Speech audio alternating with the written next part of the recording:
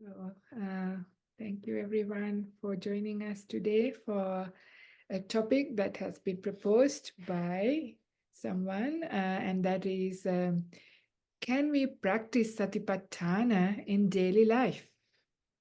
Yeah, it's an important question and important and important to understand really well what Satipatthana practice is and what can we do in daily life. So in order to do that, I would like to actually begin by going through the first few bits of the Satipatthana Sutta itself, because that is where we will understand what this is about and how did the Buddha ask you to practice it? What are the prerequisites? How do you prepare yourself? Because that is all given in the Mahasatipatthana Sutta. So Mahasatipatthana Sutta or Satipatthana Sutta is found in Majjhima Nikaya, and I think it is Sutta number 10. Okay, so I will read out from the beginning up until a little bit, and then I will stop, and then we'll go into more application of these things and how to actually practice Satipatthana. And it goes, Evang me sutang ekang samayang bhagava kurusu viharati kammasadam mam namam kuru namam nigamo tatrako bhagava bhikkhu amantesi bhikkavoti bhadanteti te bhikkhu bhagavato pachassosu bhagava e tadavocha. So in English, thus I have heard. At one time, the gracious one was dwelling amongst the Kurus, near a market town of the Kurus named Kammasadamma. There the gracious one addressed the monks, saying, "Monks." And the Bhante said, "Venerable sir." Those monks replied, and the gracious one said this, "Ekayano ayang bhikkave maggo sattanang visuddhya." So very often when you hear this term, if you have listened to talks or studied Satipatthana Sutta before, Ekayano ayang bhikkave maggo is often translated just as it is translated in the version that I have here in this way. This is one-way path, monks, for the purification of beings. So this is not too bad, but sometimes you hear people saying this is the only path. And that is actually not correct. The only path leading to the purification of the Buddha that the Buddha has, purification of the mind that the Buddha has described is the Noble Eightfold Path. That's the only path, right? If it is talking about an only path. But what is mentioned here as Ekayano ayang bhikkave maggo is this path is headed in one direction. It is leading to one direction. It only has one destination. So there's a big difference, right? It's not the only path, because very often people think Satipatthana is the only practice to be done, nothing else, because that's the only thing that leads to purification or to enlightenment. That's a wrong way of understanding Satipatthana. So instead, it is important to understand this Satipatthana practice when you do it, when you apply it, and when you practice it, it leads you to one destination, and that destination is enlightenment. So important point to remember this when you hear this term, Ekayano ayang bhikkave maggo.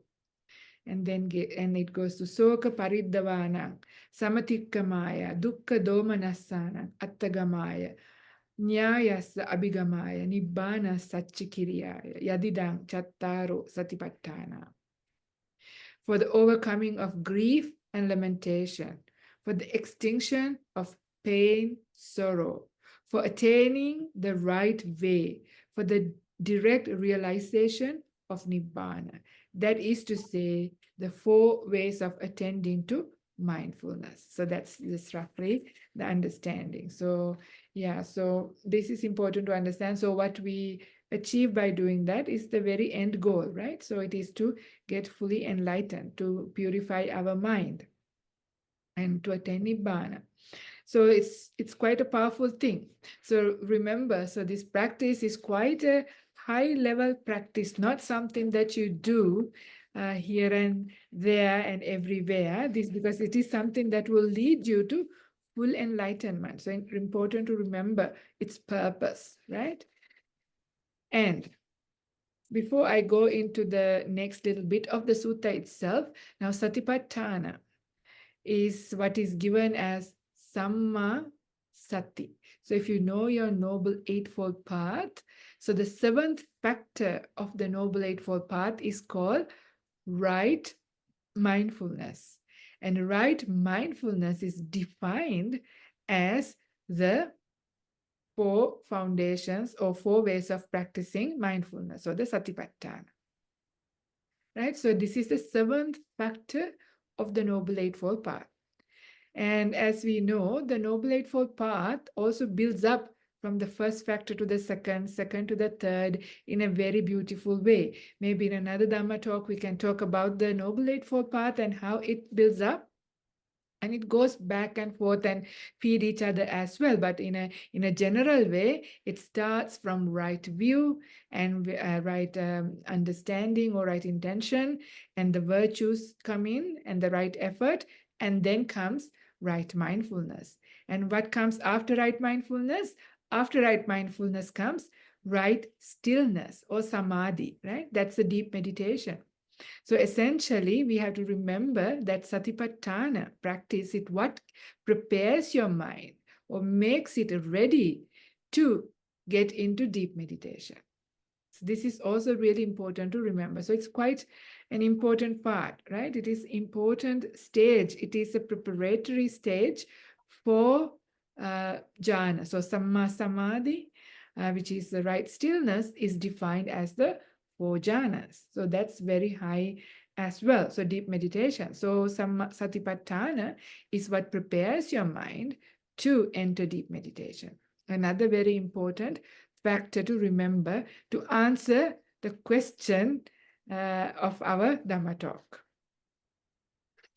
So then it comes to Katame Chattaro. So which four? Ida bhikkave bhikkhu kaye kayānupassi viharati. Here monks, a monk dwells contemplating the nature of the body. Atapi sampajano satima vinaya loke abhijja domanassa. Now this is a very, very important sentence loaded with meaning and needs quite a bit of an explanation. So atapi, the word is that it's like tapas, like the word tapas means like burning. That is the kind of energy that is required to burn out defilement. So you arouse that kind of energy. So this is how you practice, how you prepare yourself in order to do the contemplation of the body, right? Even all of the four practices, this phrase comes, this whole sentence comes afterwards, and what it is giving you is how you prepare yourself to do this contemplation on the body. So first of all, it has the word atapi. So atapi is that energy, that incredible energy that is there to burn down the defilements. So you have energy. Sampajano. Sampajano is that mindfulness. So in order to do Satipatthana, which is also right mindfulness, you already have to have established mindfulness, sampajano. So awareness, yeah, awareness and mindfulness, aware of what you're doing, alertness, if you like, yeah, an alert mind. So an energized mind, an alert mind. Sampajano satima. So, and also, so it's not only just mindfulness, but also sampajano means that you also know the instruction, right? You also know the instruction. So this is where sati sampajanya. So sampajano satima means sati sampajanya as well. That means that what are you doing? Why are you doing? How are you doing? That kind of mind, yeah, that kind of very inquisitive, investigative mind that is alert, fully energized, and very mindful. So that's atapi sampajano satima. So that gives you a good indication of what kind of mind state you need in order to practice Satipatthana. Then it goes to Vinaya Loke Abhijja Domanassa. So that means after removing avarice and sorrow regarding the world. But it is much more than that. This is a simple translation of this. So Vinaya means having removed. Abhijja means that very strong greed and covetousness and hoarding things and that kind of strong holding on to things. And domanassa is another very important word, sometimes not translated enough. Sometimes you hear domanassa as just only anger, ill will, or negativity, but the word domanassa includes quite a lot of things. It includes also regrets, resentment, a mind that is depressed, down. All of those things are there, mind that is having domanassa. So having removed all those states, so Satipatthana practice is not done when the mind does not have the energy, but also when the mind has strong defilements. Like if you have strong defilements of wanting things, that strong greed and avarice or covetousness, or if the mind has anger, ill will, negativity, regret, remorse, and even depression. So having removed those things, so these are pre-preparations. So we have to then employ the sixth factor. Yes, sixth factor of the Noble Eightfold Path is what will take care of those things. So this is how to understand it. So by the time we are starting to do the Satipatthana practice, our mind is in pretty good shape, right? So this is not an ordinary day-to-day mind because it has incredible energy, strong energy that can burn down defilements. You are very alert. You're very aware. You know the instructions. You know what's happening, what is going on, what are you doing, how are you doing, why are you doing. All of that is there. So it's a pretty good mind. And then also no strong defilements present. And the same is mentioned for Vedana. That is the contemplation on the feelings. And again, the same comes up for Chittanupassana, and that is the contemplation on the mind. And the last one is Dhammanupassana. That is the contemplation on the mind, objects, or Dhammas. Okay, so I'm not going to go into great detail here into each one of those things. Right now, I will at later, but there's more to be said about this. So then we are just starting on Kayanupassana, body contemplation, but this is how it starts for all four things. I just want to bring up, again, still there are pre-preparations, how the Buddha recommends the Satipatthana practice is to be done. Katancha bhikkave bhikkhu kaye kayanupassi viharati. And how monks, does a monk dwell contemplating the nature of the body? Idha bhikkave bhikkhu aranyagatova rukkamulagatova sunyagaragatova nisidati.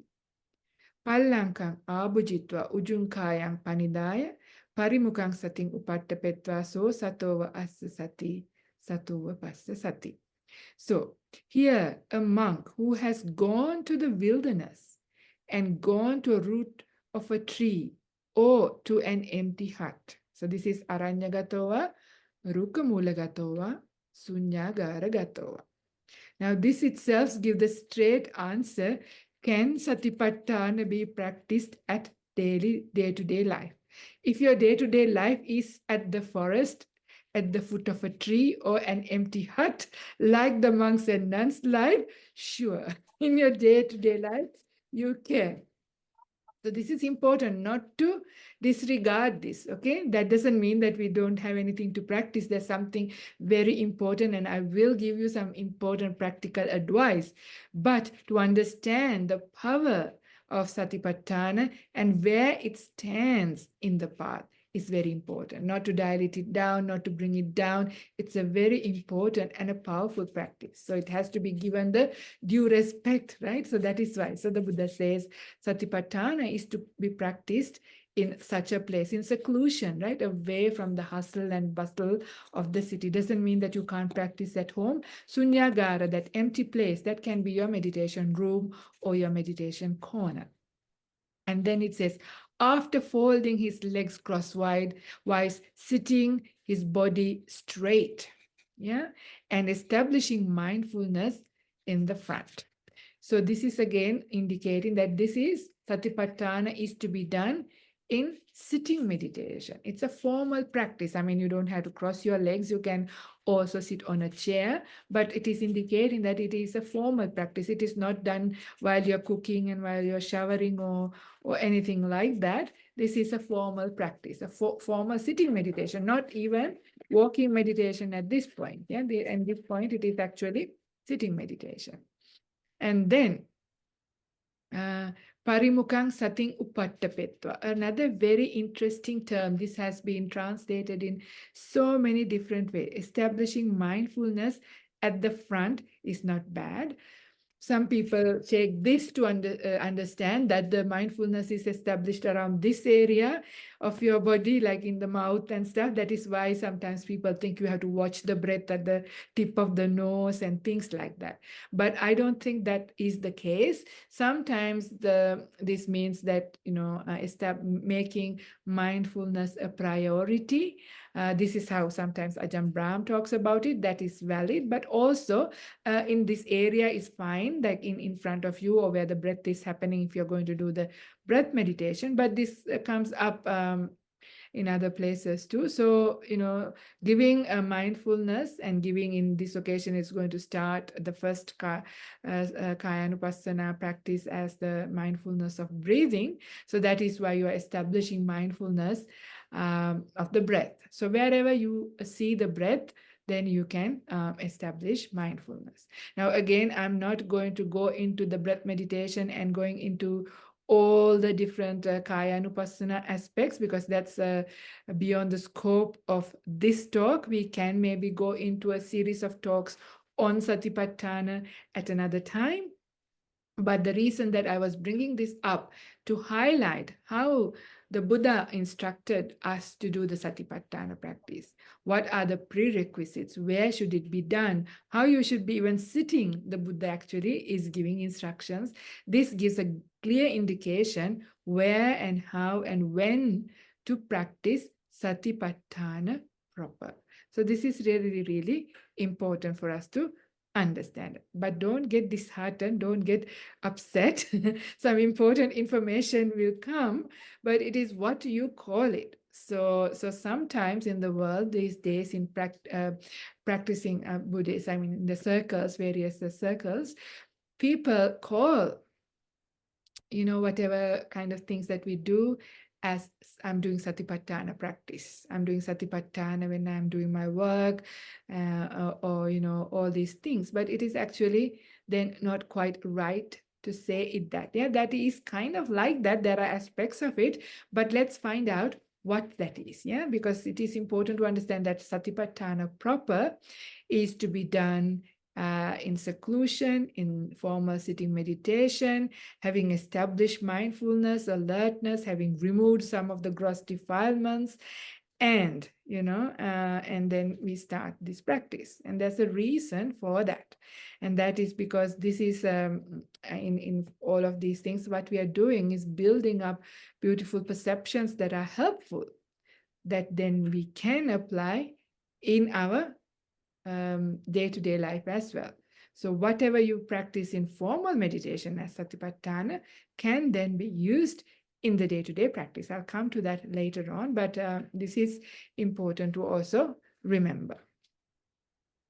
So another thing that I also want to mention before I go into more practical things is Satipatthana Sutta is also one of those suttas that has been changed and added on to over a period of time.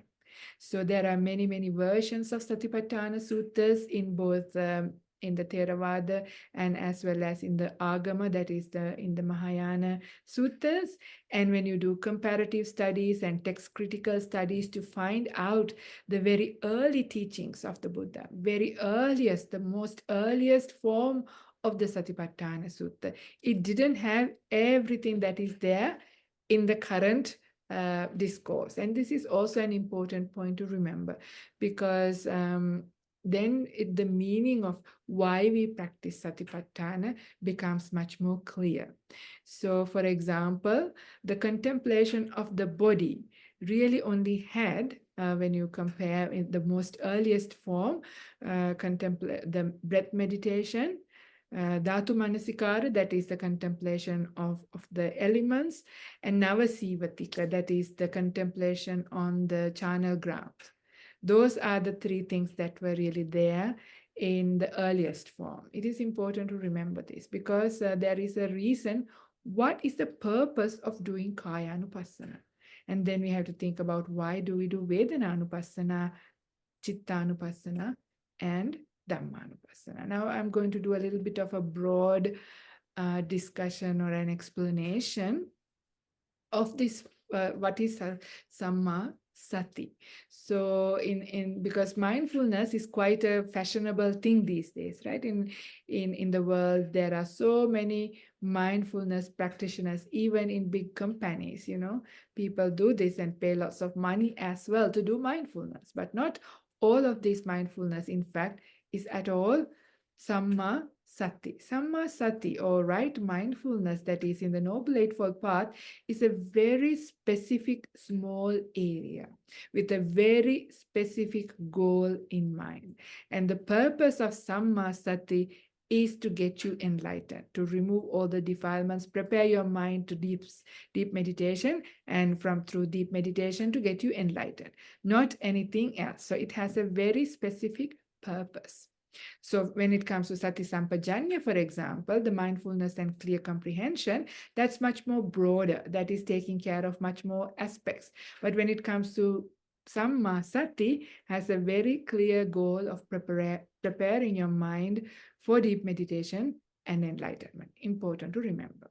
So, and it has only 4 areas where we establish our mindfulness and awareness, because we can establish our mindfulness into so many things, right? We can establish our mindfulness to our family, to our work, to the world, to news, to anything. We can really establish our mindfulness into all different things.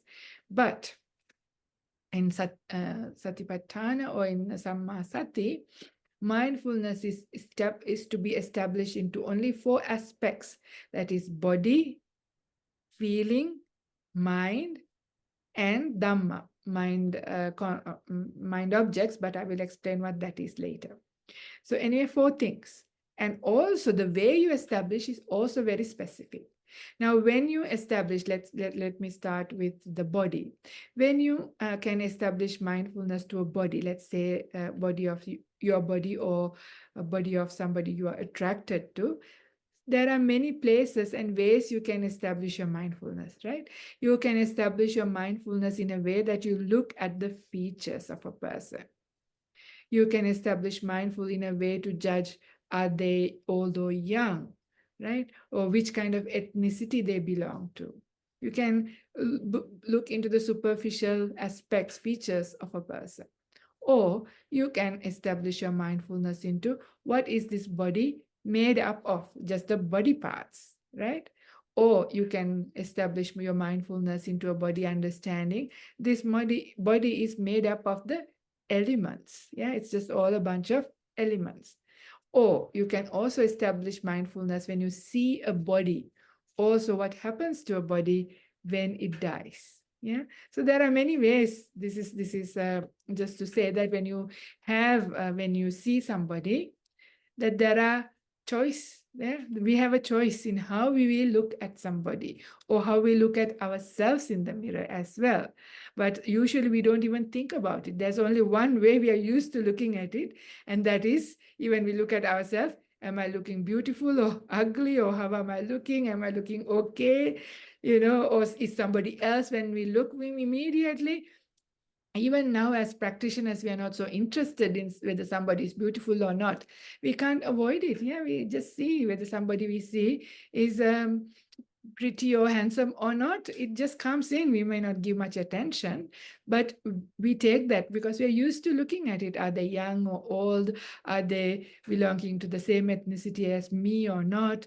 All of these things just comes. That's because that's the habitual way we are used to attending to a body. These are the things that we establish mindfulness in.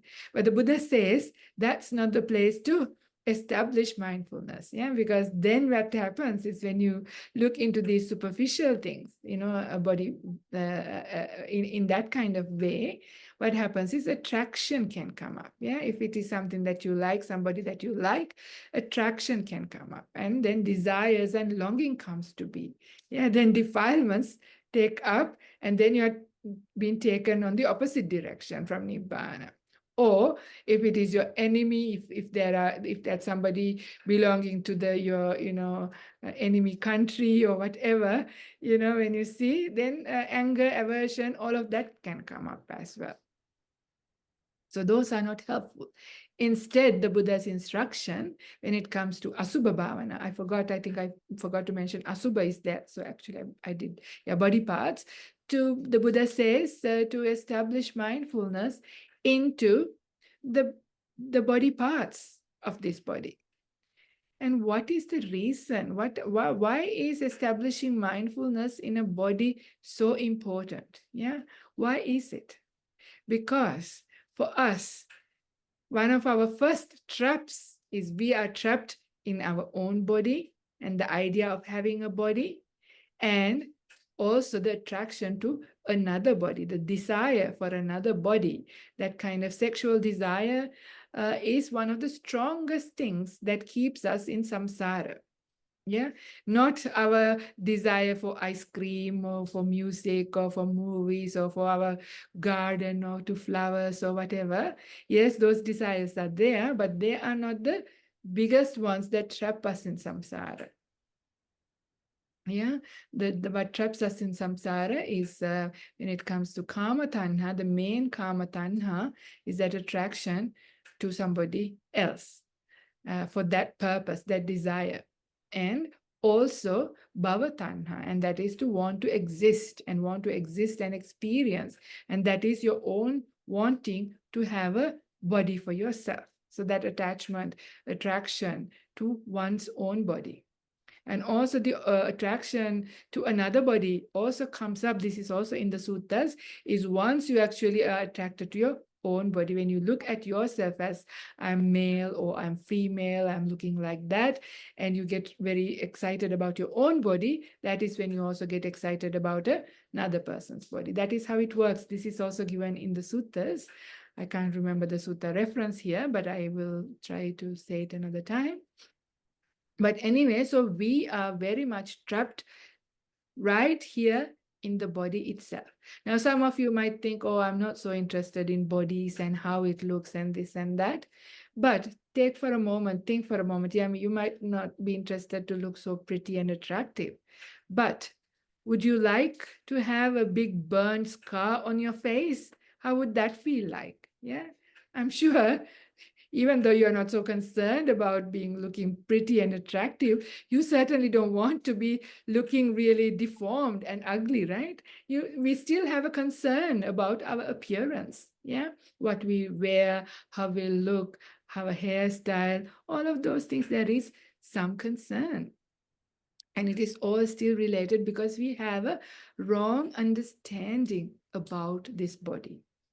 So because we have a wrong understanding, and that is the understanding that this body is beautiful, this body brings pleasure, this body is something good to have, and it's good to get attracted to another body as well, because that too is beautiful, that too brings pleasure. These are the kinds of views that we have. It's ingrained in our system, and it is necessary for evolution and for the species to exist. But for when you think about enlightenment and ending all suffering and getting out of this cycle of rebirth, then that really gets in the way. So that wrong understanding of the body, to break that and to have a right understanding of what this body, so that our attachment, our attraction, and our desires to a body, to one's body as well as to another body, it is important to do this contemplation on body. So that is why it has this asubha practice, that is contemplation body parts, or contemplating body as elements, or charnel ground contemplations are extremely helpful, because that brings home the right view what a body is. So now think for a moment, the most attractive person in your life, whether it's a movie star or whether your spouse, whoever it is that you think is so handsome or so very pretty, who you are very, very attracted to. They might have beautiful eyes, beautiful hair that you want to stroke, nice skin that you want to touch, right? Now, if you think like that, and then what happens if they take a lock of their hair and put it on your dinner plate? Would you want to have it? How do you feel? Disgusted, right? When the hair is attached to the person, it looks beautiful and you want to stroke it. But if they just give a lock of hair, you wouldn't want to touch it. What about their beautiful eye? Yeah, the beautiful eye, they take it out and give it to you. Would you want? You would run a mile, right? You wouldn't want to touch anybody's eye when it is detached from the body. How about their beautiful teeth? Yeah, what happens if they take out their teeth and give it to you? And they shave off a bit of skin, or their beautiful nails. Yeah, so you understand, when you think about separate body parts as separate items, then nothing beautiful, no attractive, not even really nice, right? They are even slightly repulsive, or even more repulsive, or at least they're just body parts. Yeah, so that is what it is. But when you take it as a whole, we have this wrong perception built up inside of us. It's almost like carved in, really engraved, like, in stone, that this is beautiful. I like it. I want it. And this is the problem. That is because we've been looking at bodies in that wrong way. Whereas mindfulness is established in the wrong way. The moment we see, we look for attractive body parts, look with aspect of looking for beauty or attraction, at least. So the whole idea of doing the body contemplation is to really understand what a body really is. So this we can't do. It doesn't have much power when you just do it in day-to-day life. You can do it, but it doesn't bring enough power. It's just like a very primary school exercise. It still is sounding like that, but it has a lot of power when you have aroused energy, when you have established mindfulness, and you go to a secluded place and then really bring up this contemplation. The whole thing goes kesalo, manaka, danta, tacho, like that. All the 31 or 32 parts of the body are given. You take them up one by one to see what are they. Just hair is just hair. Yeah. Body hair is body hair. Skin is skin. The teeth are just teeth, nails, and what is inside of the body. All of these things, as you bring them up, slowly, slowly, your idea, when you see a body is just this. Yeah, that gets established. It takes a long time. It's not like, yeah, I already know, I learned this at biology, or some of you may be doctors, some of you may cut open bodies and you know much more than anybody else, so you already know. But it's not about just knowing what it is, but having at the back of your, like in your mind, as you see a body, that's what you're going to see, not with respect to attraction and beauty, but rather body for what it is, made up of body parts. So in order to do that, you need to repeatedly keep going up and down this thing for a long period of time. Once you do that, the mind gets conditioned, almost gets brainwashed. When it sees a body, you just see body parts. Or you can do Dhatu Manasikara, and that is just contemplation of the elements. This body is made up of hard parts, liquid stuff, air, and heat. These are the four things. These are the four elements. That's what a body is. It's made up of just these elements. And even the elements that are here in this body and elements outside, is there no difference? Whatever food we eat, we take from outside. Let's take an apple. Yeah, pluck an apple from a tree, you eat it. So all the hardness of that apple goes inside, and a day or two later comes out from the other end as poo, right? And after that, that poo goes back into the earth and becomes soil and gives nutrition for the apple tree to produce more apple, right? So recycle goes up and down. So earth element is just earth element, whether it's inside this body or outside. Earth element, the hardness is hardness. What about liquid? Yeah, whatever you urinate, yeah, when it goes into the waterways, it gets mixed up with the water. Whatever water you drink from outside converts into urine, and that's one of the liquids. Yeah, just to say, or blood, whichever it is you take. So outside, inside, it's the same water, element of water. That's all there is. And then air. It's the outside air that we breathe in. It goes inside, and it's the same air that comes out. So, and then heat, heat that you feel when you touch a warm body, or the heat that you feel when you are receiving sunlight warming up your body. Yeah, heat is just heat. So just doing that again, you understand a body is just a bunch of elements. That's all there is, nothing to get so excited about. Yeah, but easily said than done, because this view that we have, that body is something attractive, so beautiful, so nice, there is pleasure to be had with respect to a body, is a very, very strongly ingrained wrong view that we have been entertaining for many, many, many lifetimes. So this is where it is so important that we do this body contemplation practices as a formal practice up until our view about a body starts to change. So it takes time. But as it is starting to change in formal practice, as your perceptions are changing, so now you're perceiving differently a body, like to how you perceived before. And then when the formal practice you're doing this, then when it comes to day-to-day life, then it can be applied, because you are now having the strong perception. So when actually in day-to-day life you see somebody, then you can actually see a bunch of elements or just body parts. Or the other one is the charnel ground, and that is a little bit more maybe scary for people. But nevertheless, it's interesting as well. But these days it's very hard to see, because you never almost get to see a body after when somebody has died, just decaying over a period of time, because they're either frozen or cremated soon after. But if you know, or if you have the opportunity to know these things, you know what happens to a body after 1 day after dying, 2 days, 3 days, how it starts to decay, how the worm starts to come, how all those stuff coming out, the smell and all of those things, and that's what actually happens to a body. Again, remembering that attraction, that strong attraction to one's body, and the other body starts to break. And you can see how important it is if we want to stop our rebirth process, isn't it? Otherwise, in the body itself, we stop. Just our attraction and our misunderstanding of a body itself keeps us in samsara. So that is why it comes up first, and it is important. So kaya anupassana.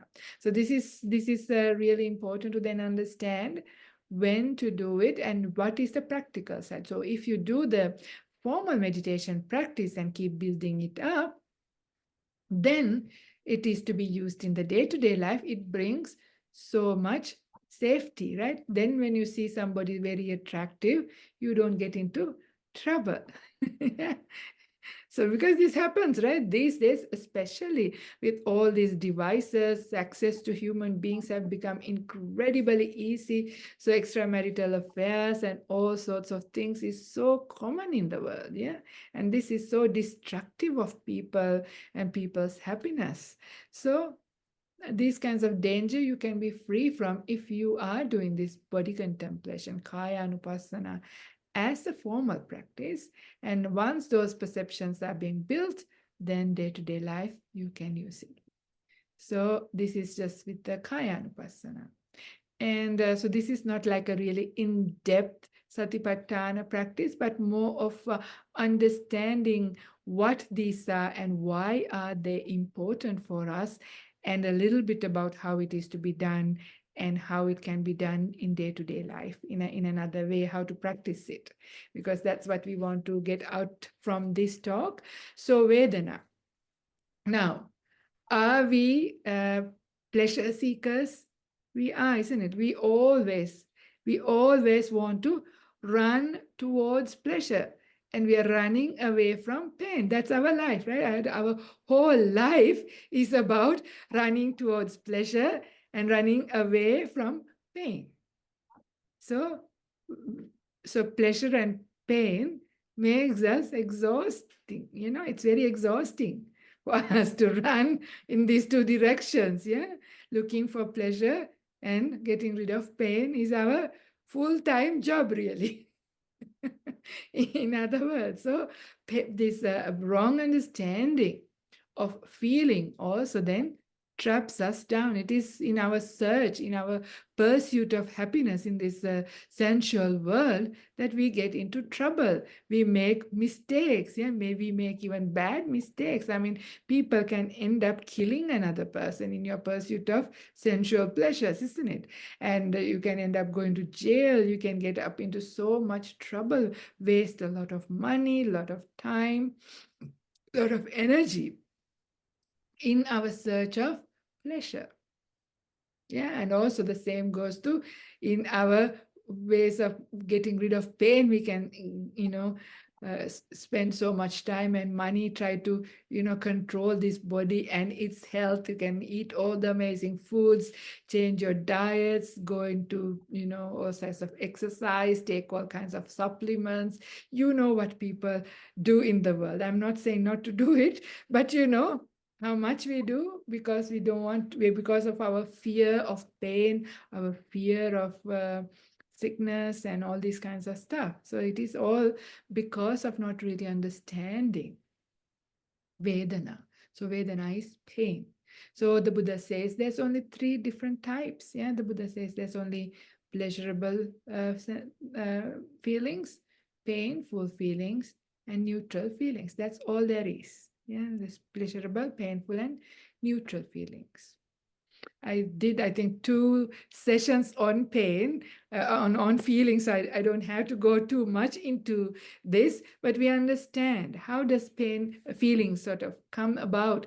Feeling comes about from contact. Contact gives rise to feeling. What is contact? And if you want to think about a feeling that arises from as an experience of sight, and that is when you have an eye, you have a visual object like a form, and when you direct attention, the eye consciousness comes about, and that coming together is called contact. That is when we have an experience of sight. So in the same way, you can have an experience of sound, taste, touches, all of those things. So contact gives rise to feeling. When you contact, then there is a feeling. You feel something. And that feeling could be pleasurable, painful, or neutral. But what happens when that contact breaks? The feeling ends. Yeah. When your attention goes to something else, or you may be looking at something very beautiful and really enjoying the beauty of what you are seeing, and you get shouted at by somebody. Somebody's really telling you bad things. And then your attention goes to your hearing. And what happens then? That contact of sight is completely ended. You might be still in front of that beautiful thing, but now you're giving attention to your hearing, and now your experience or your feeling is now born from what you hear. So the previous contacts ended, previous feeling ends with the ending of that contact. So that is why the feelings are very transient. Yeah, they stay only for a short time. They constantly change. Even if you think that, no, I have been having this chronic pain for years, it's not constant. Yes, it might be there, but even the levels of pain would change. And there are still so many breaks. Maybe the breaks are so close to each other, but there are many times that you've been enjoying your food, or you've been watching TV or listening to somebody else. There are so many times that you didn't feel your chronic pain, but you have a memory of it being there at the background. It is getting your attention, but the levels change. So this is what it is. So once you start to pay attention to feeling and pay attention to its coming to its arising. So arising is when it comes to be, and passing away, it's when that contact ends and that feeling is no more. So we are very good at seeing it coming, and once it's there, but we hardly ever pay attention to when it goes away. Do you remember the time when your headache went, your tummy ache went, or any other feeling went? But do you remember the complaining about it? Oh, I have a headache or a tummy ache, isn't it? Yeah. So we remember it's coming, but we never pay attention to the ending of it. So we forget that the pain actually only lasted that long, because we are into the next thing. Yeah, sometimes it's the next problem. So you might be jumping from problem to problem, but they're different problems. Yeah. So it's important to see the pain coming or the feelings coming and feelings passing away. So this brings to me to actually read out another very important part. I don't know whether I have printed it out. I have probably not printed out that very important aspect um, of it. And this is, if I could have read the Pali, would have been nice, but unfortunately I don't have it in front of me. Actually, let me see. Give me a moment, because it's actually very beautiful. I want to read that part. Um,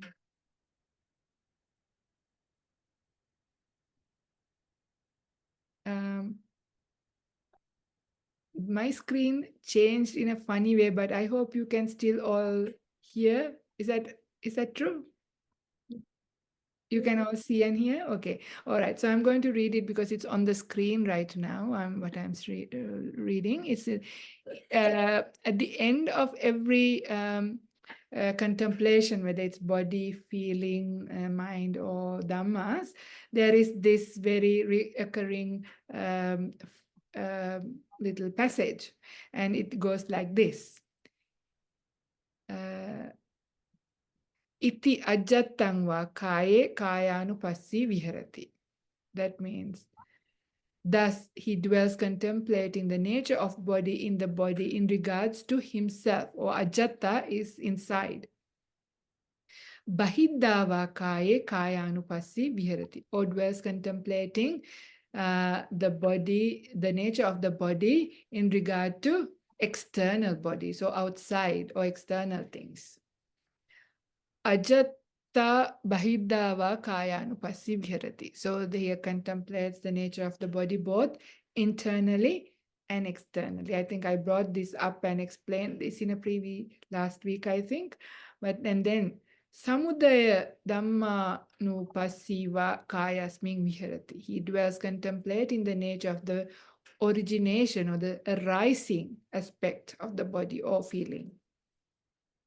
Vaya dhammanupassiva kayasmin viharati. He dwells contemplating the nature of dissolution or the passing away of the body or the feeling. Samudaya vaya dhammanupassiva kayasmin viharati. So contemplates the rising and passing away aspects of the body or the feeling or the mind or the dhammas. Atti kayo tivapanasa sati pachupattita hoti yava deva jnanamattaya patisatimattaya anisitocha viharati na cha kinchi loke upadiyati evampi ko bhikkave bhikkhu kaye kayanupassi viharati. But this comes for feeling as well. So this is, or else mindful that there is a body is established in him, just as far as necessary for a full measure or knowledge and full measure of mindfulness. And he dwells independent and without being attached to anything in the world. In this way, a monk dwells contemplating the nature of the body or nature of feeling or mind. So again, these are words loaded with a lot of meaning.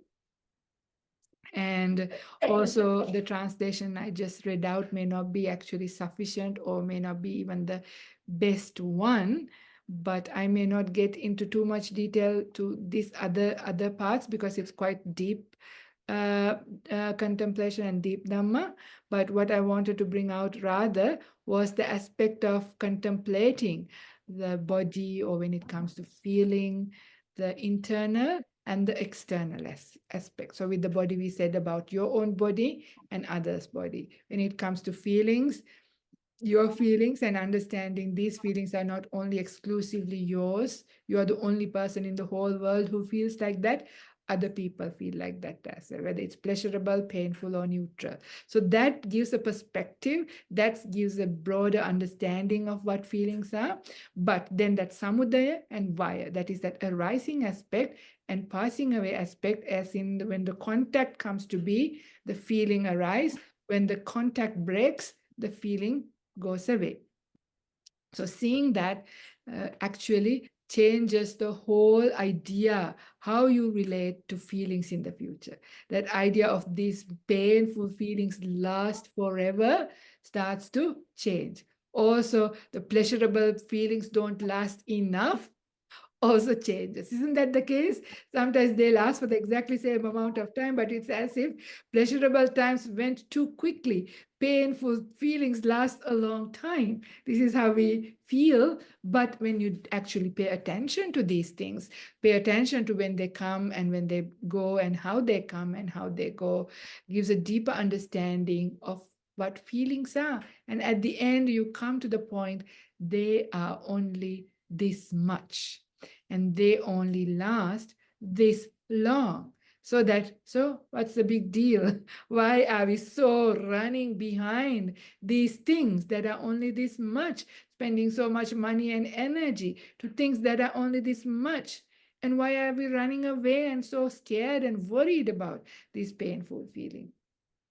So again, this brings your right view about feeling. So that strong desires that we have for the pleasure and the aversions that we have towards the pain and the delusion that we have towards the neutral feeling sort of starts to break. So again, I'm only saying in brief, these are very deep Dhamma, but to understand why contemplating feeling is important, because there again we are very trapped.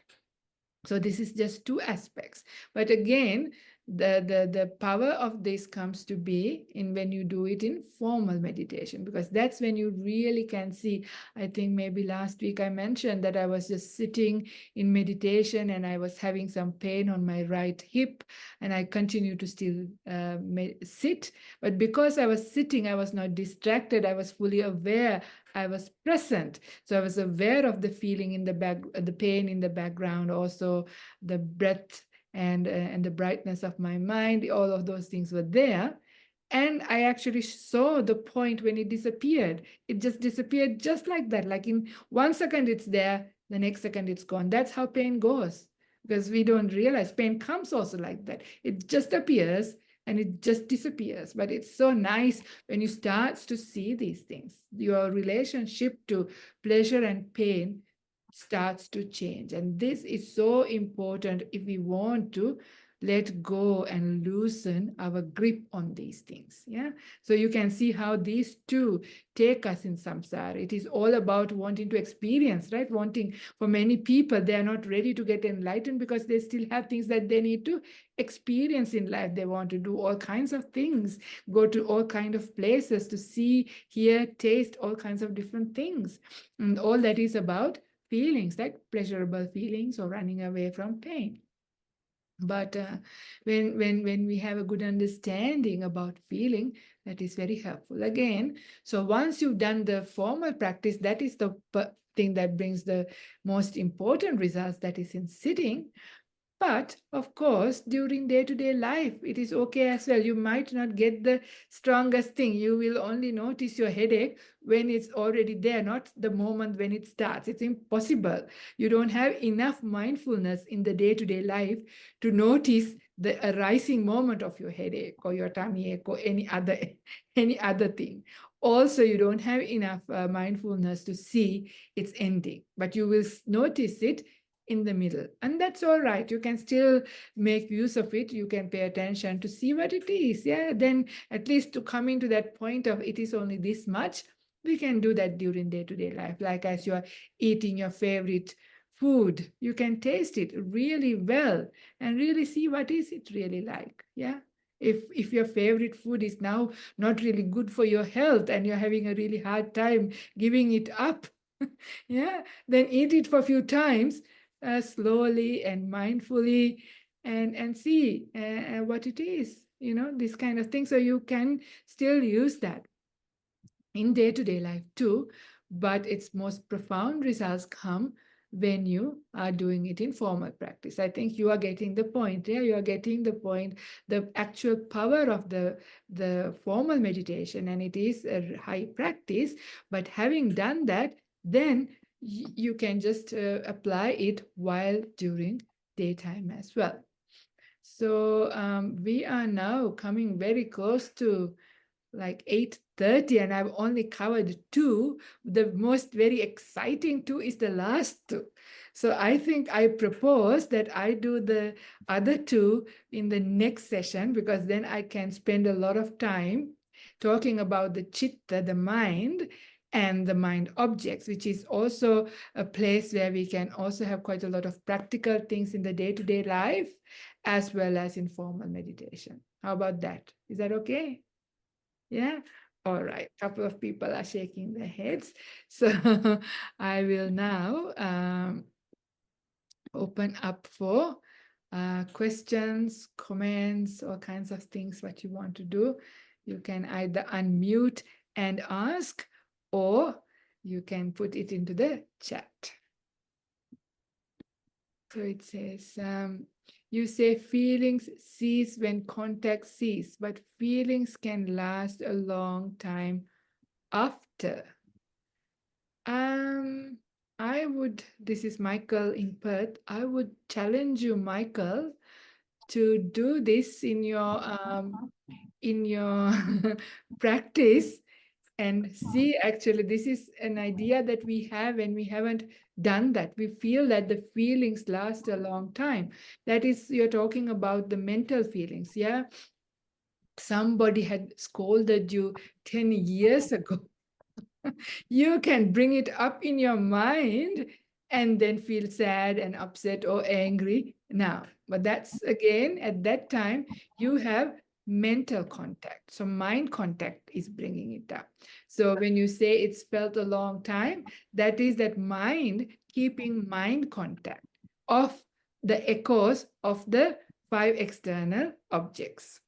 So if you say like that, yes, but even that is there while the mental contact, the mind contact is there. Now think about this. Now let's say somebody had said something not nice and you are feeling sad or angry about it. So you are now making that mind contact. They shouldn't have done that. They shouldn't have said that. That is wrong.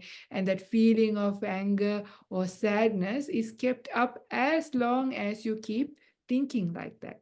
But then maybe your favorite person comes running and gives you a hug and say how nice things about you, right? What happens to that feeling? Yeah, because now it's a new contact of a different kind. And then all of that sadness or anger is gone, and your mind is now in a happy feeling, a pleasurable feeling. But then when that ends, if you still contact that, oh, how nice, I got a hug, they said nice things about me, and you can continue on. But that is mental contact is kept up. So whether it is a physical feeling or a mental feeling, all of the feelings are born from contact. So mind contact or external faculties contacting things. So it is only kept up as long as the contact is there. When the contact breaks up, the feeling breaks up.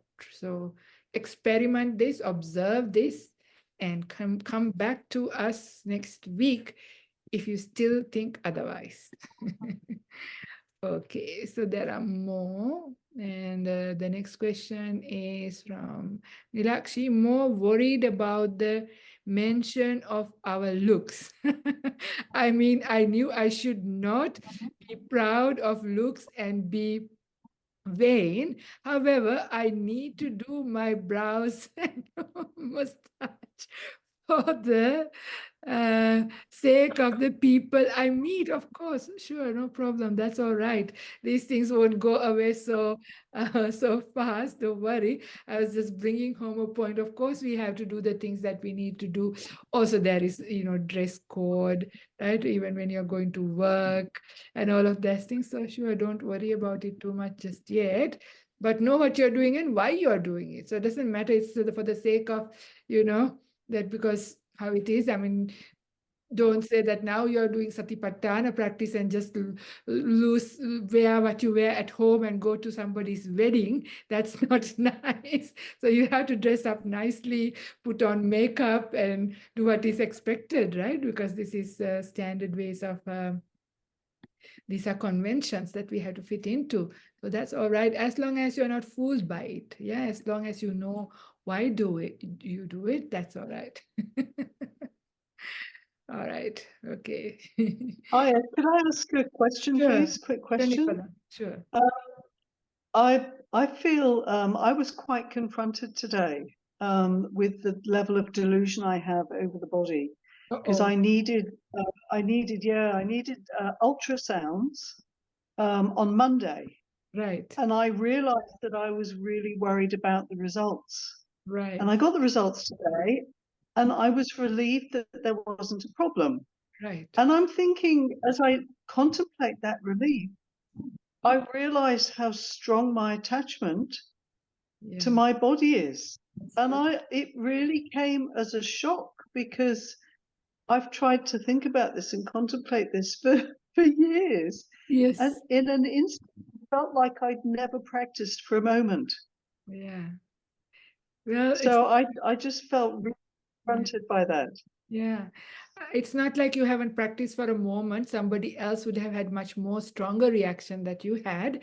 But this also goes to show this is quite a serious practice to build up that perceptions. For the perceptions to really sink in and become your right view takes a long time. And this is also where it is important that post jhana satipatthana is the most powerful thing. And this is what you will hear when Ajahn Brahm talks about Satipatthana. He always mentions Satipatthana is to be done after jhana. And you will hear Ajahn Brahmali saying Satipatthana is done before jhana as a practice. They're both right, right? Because you do Satipatthana practice as a way of preparation for the jhanas, but after the jhanas, after the mind has no hindrances, when the mind is so powerful, at that point, when you do the Satipatthana, when you understand and reflect what a body is, reflect what the feelings are, and all of those things, that is when real insights come in, right? That is when the real change happens, when the right view really gets established inside of you. So to the level that we have attachment to our body, for that to break, that is why samadhi is necessary, that kind of very powerful mind. So atapi, that energy, the defilement burning energy, has to be a superpower energy, and that happens with jhana. So of course that's all right. So we do what we can, and that still counts. So there will be many other aspects that I'm sure you won't be as shocked as somebody else who's never done this practice, maybe with external things or something. But when it comes to health, maybe it's different. So that's all right. But we have to keep doing and we have to understand. So this is to be done after deep meditation as well, to bring the real results, to bring the real insights. Yeah. Thank you. Thanks for sharing that. It's been quite a long session today. Shall we call it a evening? Because we certainly will have another session on the same topic for the other two. So if you have more questions from today's session, you can also ask them next time. And next time we'll go dig a little bit deeper and would have a little bit more practical things as well coming up.